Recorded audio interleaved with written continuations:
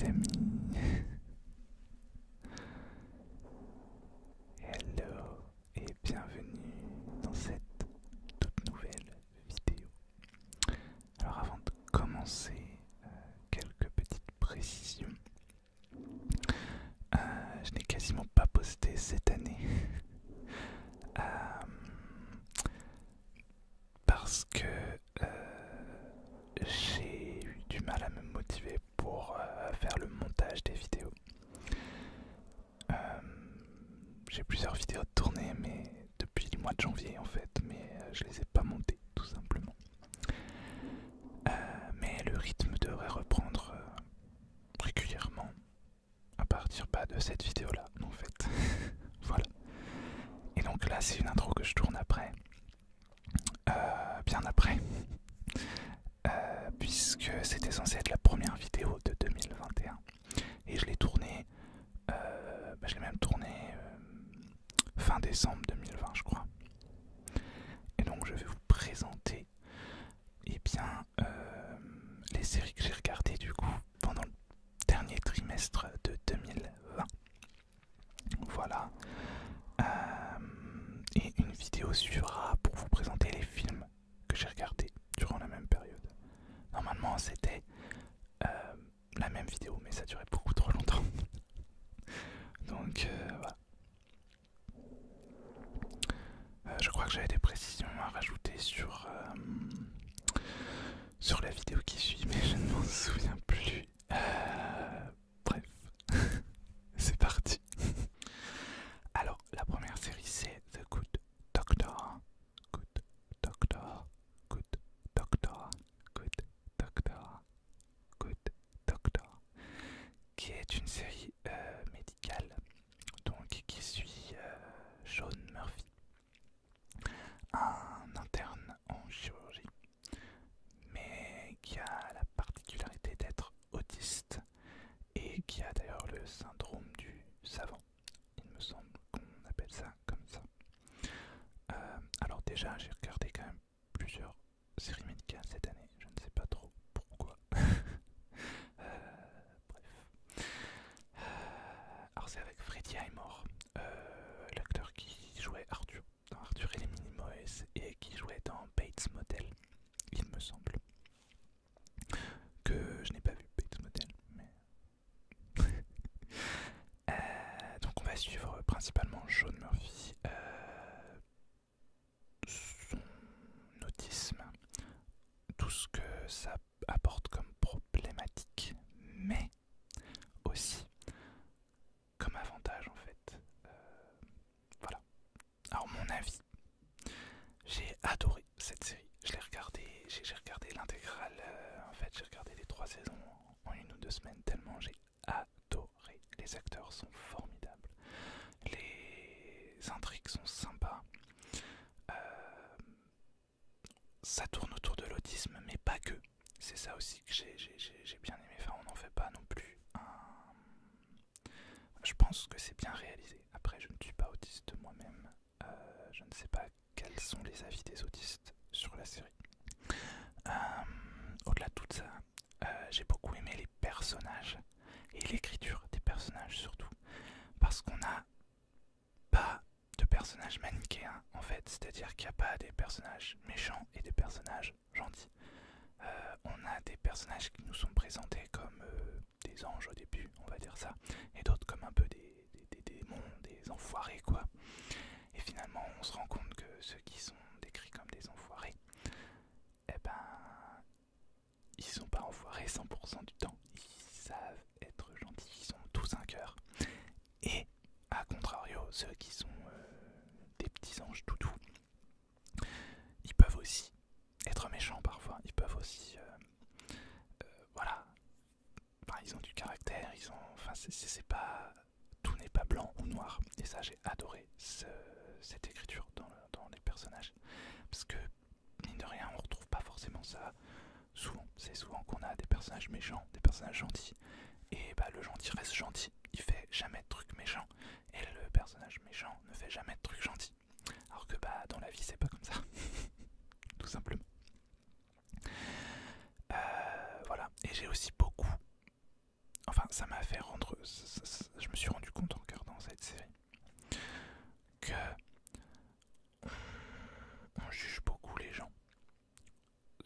se poser de questions. C'est-à-dire que on va regarder une personne qui agit d'une certaine façon, on va tout de suite la juger sans se demander pourquoi elle agit de cette façon-là. Et c'est très triste déjà d'agir comme ça, et ça m'a vraiment fait réfléchir sur tout ça. Et que en fait, si une personne agit de telle ou telle façon, c'est qu'il y a une raison derrière. Et c'est pas parce que toi tu ne la comprends pas qu'il faut le juger ou qu'il faut le critiquer. Voilà, faut juste laisser faire les gens, tout simplement. Voilà. Ou se renseigner, ou voilà, demander pourquoi, qu'est-ce que... Bon, voilà. Donc, alors je mets pas de notes, je vais pas donner de notes ou quoi, j'aime pas donner des notes.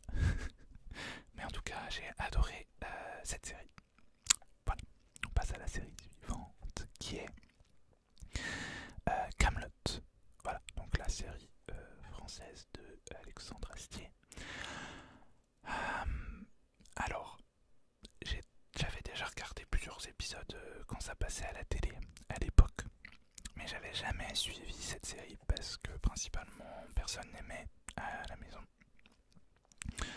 Non, bah forcément, on regardait pas. C'est logique, parce que j'étais quand même enfant à l'époque. Et donc, on n'arrête pas de me dire que en fait c'est une série génialissime, que voilà, il faut la regarder et qu'il faut la regarder dans l'ordre en fait, tout simplement. Et donc c'est ce que j'ai fait puisqu'un ami auteur, Guillaume Guégan, a acheté ses romans.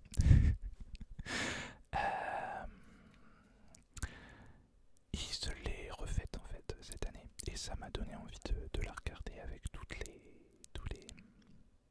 Enfin il en parlait sur les réseaux sociaux et du coup ça m'a donné envie de la regarder. Et donc alors bon, est-ce que je vous résume Kaamelott? Quand même pas. Donc c'est simplement une réinterprétation du mythe du Graal, du mythe d'Arthur et de la table ronde en version humoristique. Voilà, tout simplement. Et j'aime beaucoup, du coup, finalement. Là, je suis à la saison 4, ou un peu plus de la moitié de la saison 4. Et j'aime beaucoup, c'est très drôle par moment, mais pas que. Il y a beaucoup de non-dits, enfin des choses qu'on voit pas forcément tout de suite, des choses plus profondes en fait. Il y a des personnages très très très attachants, je trouve. Et voilà, je trouve ça très intelligent finalement comme série. Pas tout, j'ai pas tout aimé. Il y a des fois, je n'aime pas forcément certains épisodes, j'aime pas forcément certains intrigues, certains personnages, mais un peu comme dans toute série finalement. On m'a dit que la saison 4 était une saison charnière, je l'ai remarqué.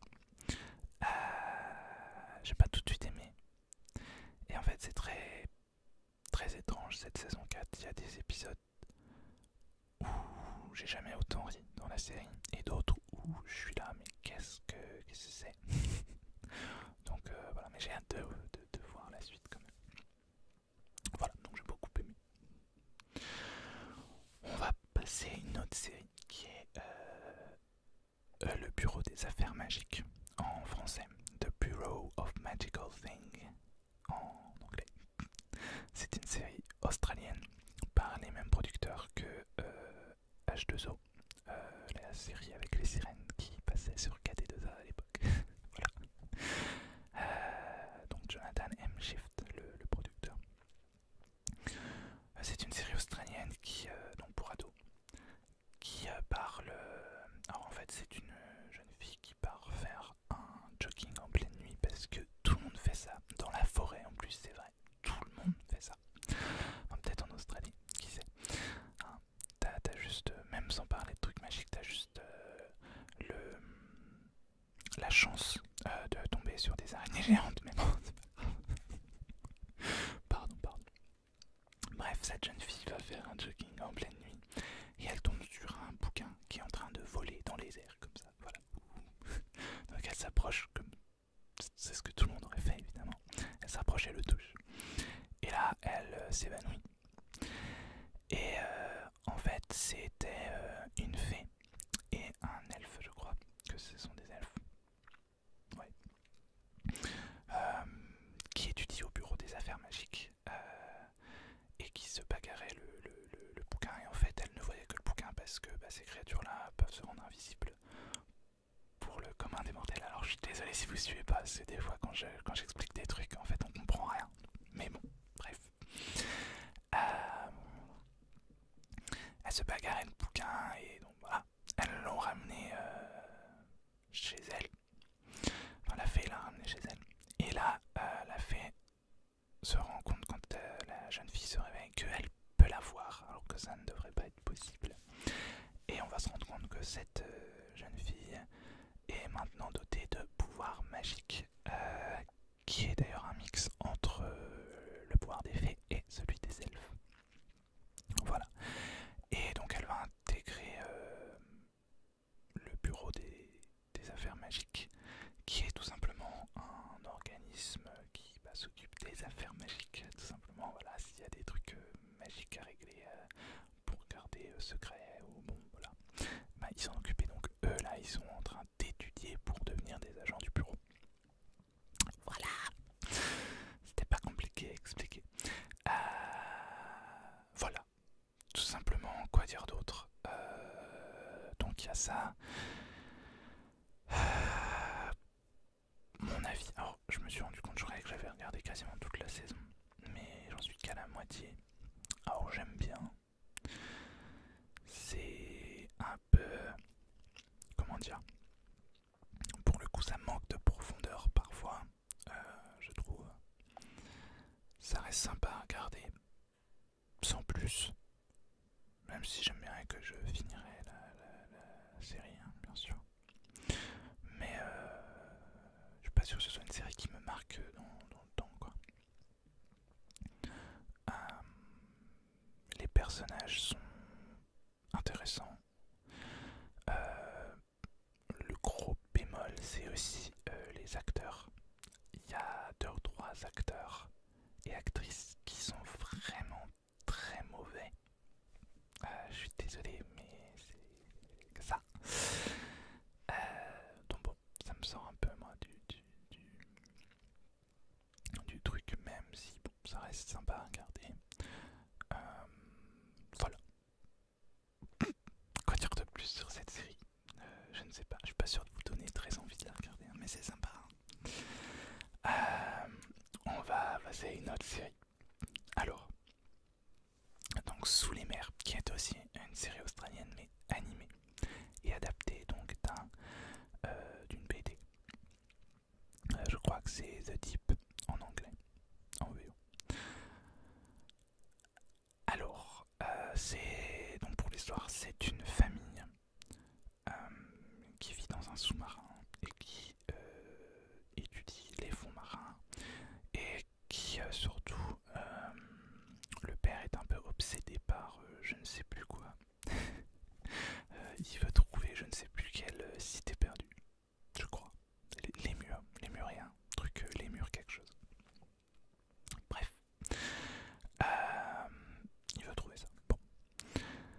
Alors à vrai dire, j'ai regardé que 2 épisodes. Je sais même pas si j'ai fini le 2e épisode en fait. Alors c'est sympa. Au début j'ai trouvé ça plutôt sympa. Mais en fait ça, ce qui m'a gêné, c'est que la série essaye de se donner un ton scientifique en expliquant des choses. Ça j'ai bien aimé. Sauf que dans la scène d'après, on est face à un truc complètement irrationnel, complètement what the fuck limite. Enfin, l'autre, le gamin, son poisson rouge justement. Son poisson rouge, il fait des trucs de malade, quoi. Enfin, il retrouve les gens, quoi. Enfin, c'est ok. Enfin, faut être cohérent 5 minutes, quoi. Soit tu proposes un truc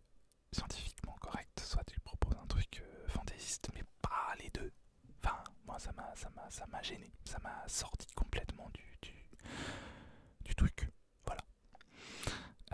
C'est tout. Donc je pense pas que je regretterai la suite. Et le deuxième épisode, c'était encore pire. Ça m'a limite énervé en fait. Voilà. Donc je pas tellement aimé. Alors ensuite, alors je vais parler donc de The Mandalorian. Alors j'ai toujours pas fini la saison 2, donc pas de spoil, merci. Et alors, donc The Mandalorian, qu'est-ce que c'est déjà? C'est une série dérivée de Star Wars qui suit un Mandalorien euh, qui, comment expliquer cette série? Donc c'est un, comment on appelle ça? Un chasseur de primes. Et il va tomber sur une mission où il doit livrer un colis. Et ce colis, et bien en fait c'est bébé Yoda. Alors je sais pas si c'est un spoil ou pas, tout le monde a vu bébé Yoda dans le truc, mais c'est pas Yoda, hein. Ça n'a rien à voir avec Yoda. Enfin, j'ai pas vu la fin, peut-être, je ne sais pas. Mais et en fait il va se prendre oula. Et en fait il va se prendre d'affection de ce bébé, hein. Je sais plus comment il l'appelle, l'enfant qu'il est appelé tout simplement. Donc l'enfant de 50 ans, il a 50 ans mais c'est un bébé, tout va bien. Il va se prendre d'affection pour lui en fait, et finalement enfin, il va y avoir tout un tas d'aventures. Il va renier son camp. Je sais pas trop si c'est du spoil ou pas ce que je dis, donc je vais pas en dire plus. Mais voilà. Et donc ça va être plusieurs missions en fait, donc dans l'univers de Star Wars sur voilà. Et étonnamment, j'ai vraiment aimé. Étonnamment pourquoi? Parce que j'ai jamais vraiment compris l'engouement autour de Boba Fett par exemple, donc le chasseur de primes de l'épisode 4 je crois. Bon, j'ai jamais compris pourquoi les fans l'aimaient autant. Et donc c'est un Mandalorien ce gars-là. Bon après les Mandaloriens c'est beaucoup plus que Boba Fett évidemment.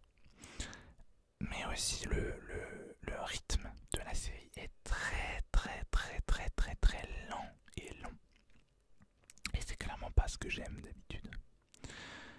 Mais c'est vraiment bien fait, c'est super bien réalisé, c'est beau visuellement.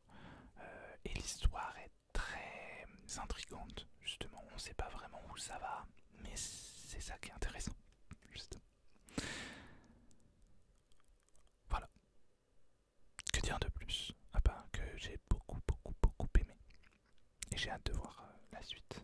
J'en suis très hypé par les différentes annonces de Disney au niveau des séries Star Wars. Voilà. Ça n'a rien à voir, mais voilà.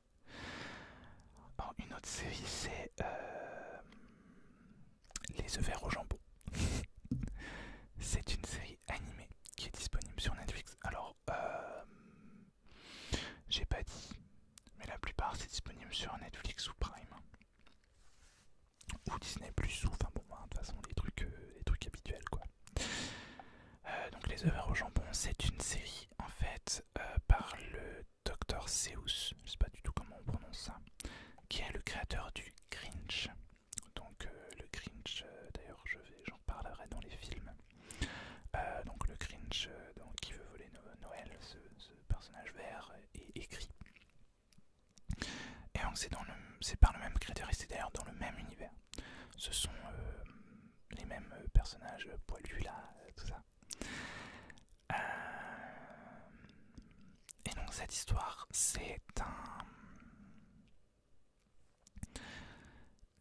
un inventeur qui va proposer son invention à un jury d'invention, un concours d'invention. Et sauf que le problème de ce personnage, c'est que toutes ces inventions, elles explosent. Donc forcément, il n'est pas appris. Et il décide de changer de vie et de devenir surveillant de peinture. Le truc passionnant. donc il va en mode déprime dans un restaurant. Et là il rencontre un gars complètement à l'opposé de lui, parce que lui il est écrit, il est solitaire, il parle pas, et voilà. Et donc il rencontre un gars complètement à l'opposé de lui. Donc Sam c'est moi, et lui c'était Tom est moi. Voilà, et donc Sam c'est moi, il est hyper actif, il est joyeux, il est voilà. Et ils sont voisins de valise.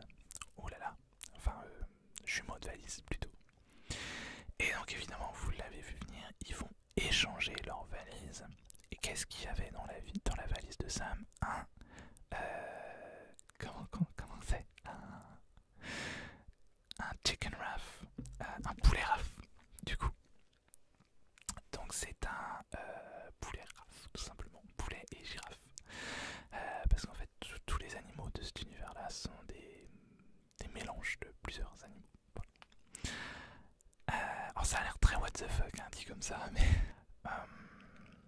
et bref, et du coup ces deux là vont se retrouver, enfin ces trois là d'ailleurs avec le poulet raf, plus d'ailleurs d'autres personnages après, mais je n'en dirai pas plus. Donc vont se retrouver dans une grosse aventure tous ensemble, voilà, pour autour du poulet raf, pour le sauver, pour le ramener chez lui, etc. Et j'ai tout simplement adoré en fait ce dessin animé. Alors complètement à l'opposé de Sous les mers en fait. Là c'est du what the fuck mais complet et assumé. Enfin du what the fuck. On est vraiment dans un univers pas du tout cohérent avec le nôtre. Donc on a des poulets raf, on a je sais plus les autres bestioles qu'il y a, mais voilà, des trucs complètement hallucinés. Mais c'est complètement assumé, voilà, ils mangent des œufs verts au jambon, et le jambon est vert aussi, hein, c'est le titre du truc. Et d'ailleurs le leitmotiv est génial, vraiment, enfin, c'est super intelligent, en fait, c'est super intelligent et beaucoup plus profond que ce qu'on pourrait penser de premier abord, en fait. Et j'en reparlerai parce que j'ai regardé 2 autres films adaptés, donc du travail du Dr Seuss, donc j'en parlerai dans la partie film. Mais ouais, j'ai complètement adoré, j'ai dévoré la saison en très peu de temps. Et c'est très... Alors je me doutais un peu de certaines choses. Mais enfin, bref, je peux pas vous en dire plus, mais c'est très intelligent. Voilà. Donc regardez si vous ne connaissez pas.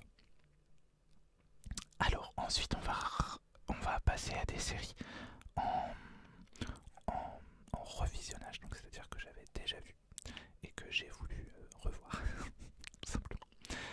Donc la première c'est Supernatural. Supernatural.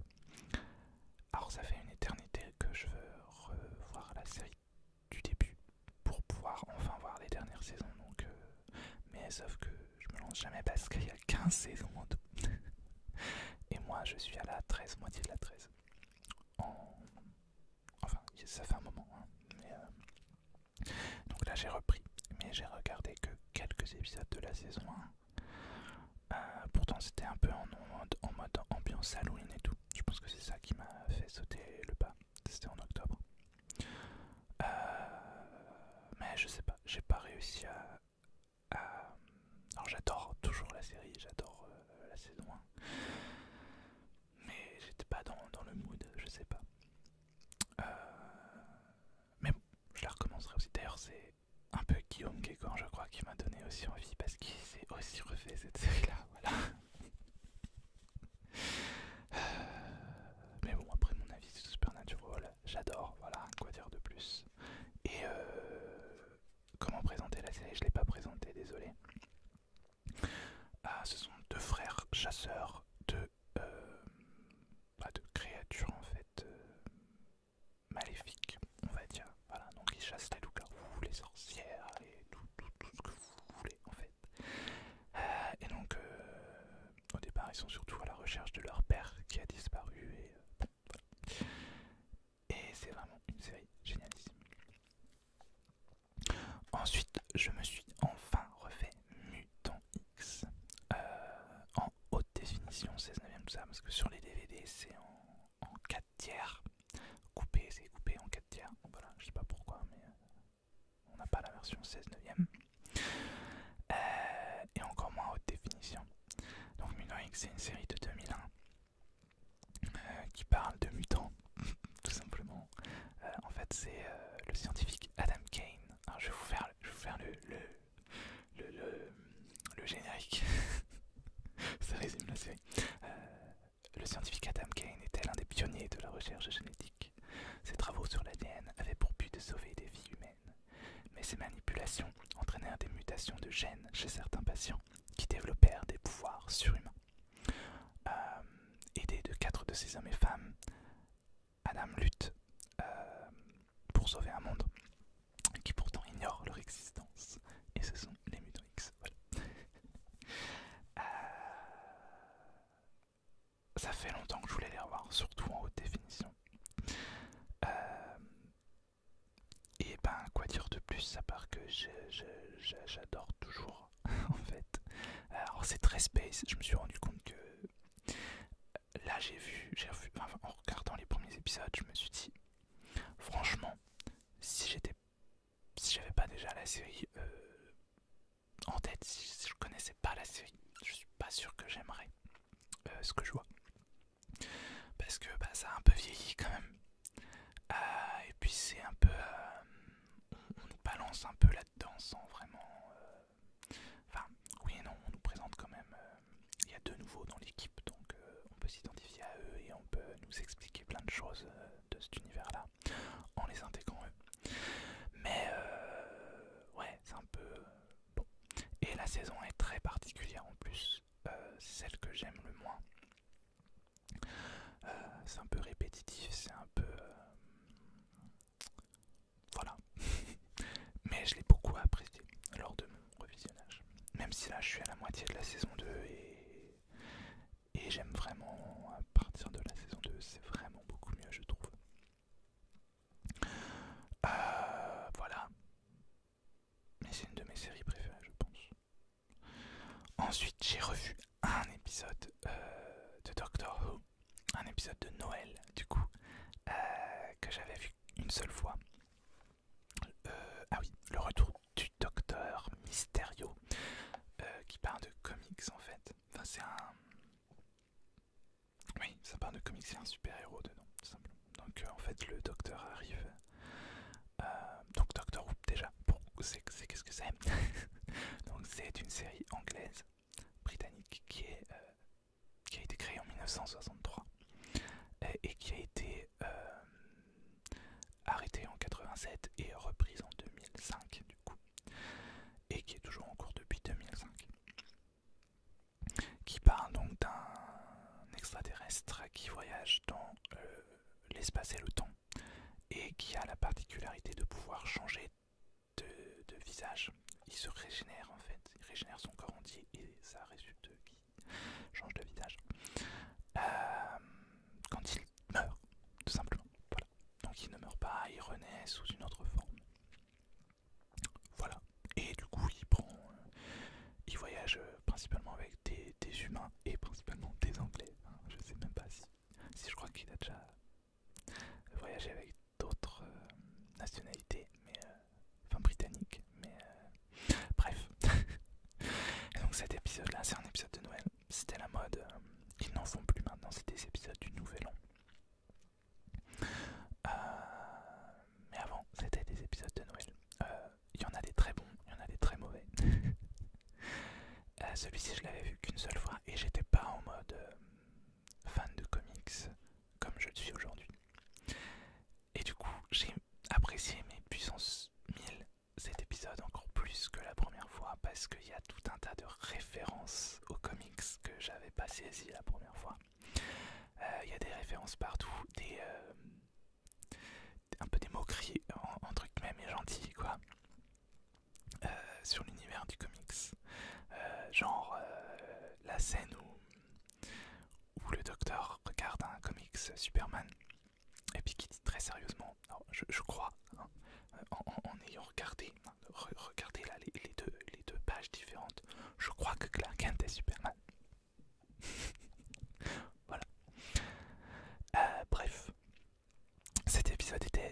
géniissime. Voilà, voilà. Quoi dire de plus? Alors, au niveau des séries en soi, c'est fini, mais il y a 2 séries documentaires par contre. Donc, il y a C'est toujours pas sorcier, parce que j'ai fait le mois d'abonnement gratuit là à Salto. Je suis pas resté du coup, voilà. Pour plein de raisons différentes, je pense que je retesterai plus tard quand il y aura plus de contenu et surtout quand je pourrai regarder sur ma télé parce que je vois pas trop l'intérêt. Sinon, bref. Euh, donc c'est toujours pas sorcier, donc c'est tout simplement un reboot de C'est pas sorcier avec Max Bird que j'aime beaucoup. Je le suis sur YouTube depuis des années. Je le suis même d'ailleurs avant YouTube parce que je le connais depuis l'émission de Ruquier sur France 2 avec les humoristes. C'est vieux, j'étais en CAP, bref. On me demande qu'à en rire, voilà. Et je l'avais adoré, il faisait le dinosaure, il fait le dinosaure à la perfection. Regardez son spectacle, il est sur, je crois qu'il est dispo gratuitement d'ailleurs sur Oku, une application de France Télévisions pour la jeunesse. Voilà. D'ailleurs il y a des épisodes de C'est pas sorcier, c'est toujours pas sorcier sur cette appli je crois. Et alors, qu'est-ce que j'ai pensé de cette série documentaire? En soi, j'ai bien aimé. Les quelques épisodes que j'ai regardés sont bien faits. On comprend bien ce qu'on essaye de nous expliquer. C'est de la vulgarisation scientifique. Pas que d'ailleurs, de la vulgarisation sur plein de sujets. C'est bien fait. On nous explique ça vraiment voilà, comme il faut. Il y en a certains où par contre j'étais un peu perdu dans les explications. Bon, c'est peut-être moi qui n'étais pas complètement là quand je regardais, c'est possible aussi. Après, c'est comme tout, vous allez vite comprendre mon point de vue sur les reboots justement. Après là, bon, c'est toujours pas sorcier, voilà. Ils essayent pas de copier l'original non plus. Mais bon, encore une fois, je trouve ça dommage d'essayer de capitaliser sur une formule déjà existante alors que ça n'a pas forcément quelque chose à voir. Bon, c'est mon point de vue sur les reboots en général, hein, donc ça n'a rien à voir. Mais le produit fini est quand même pas mal. J'ai remarqué sur certains épisodes 2-3 problématiques. Bon, voilà. Je sais pas, j'espère que c'est pas comme ça sur tout, mais bon. Mais en gros, j'ai quand même bien aimé. Voilà. Voilà. Et enfin, pour finir, j'ai regardé Alien Worlds, donc les mondes extraterrestres, c'est sur Netflix. Et c'est une série documentaire qui essaie d'imaginer la vie sur d'autres planètes, tout simplement. Tout simplement. Alors, les images des autres planètes sont absolument magnifiques. Les effets spéciaux sont juste bluffants, époustouflants, je dirais. Enfin, visuellement, c'est vraiment superbe. Après, je m'attendais pas à ça en fait, mais bon, le premier épisode, ça m'a perturbé. C'est que, en fait, on nous parle de ça. Comment ce serait possible sur une planète, voilà. Alors, je sais pas si c'est le premier, mais il y en a une, c'est où la gravité serait plus forte. Quel organisme vivant il y aurait, etc. Et en fait, il nous parle de ça pour nous parler d'organismes vivants qui existent sur Terre, finalement, et pour lesquels ils se sont inspirés pour ces aliens et tout, et pour nous parler du vivant terrestre. Et donc ça reste super intéressant, on apprend énormément de choses, même des choses que personnellement j'aurais pas forcément voulu savoir, enfin sur des méthodes de reproduction de certains animaux. Ouais, ok. J'étais là par un moment, mais c'est du porno animal en fait, c'est ok. Non, j'exagère bien sûr.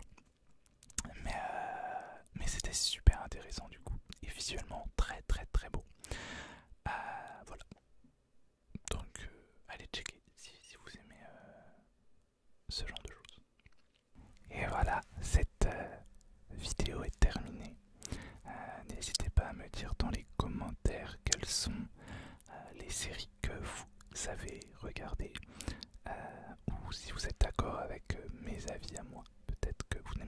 celle que j'aime ou que vous aimez celle que je n'aime pas.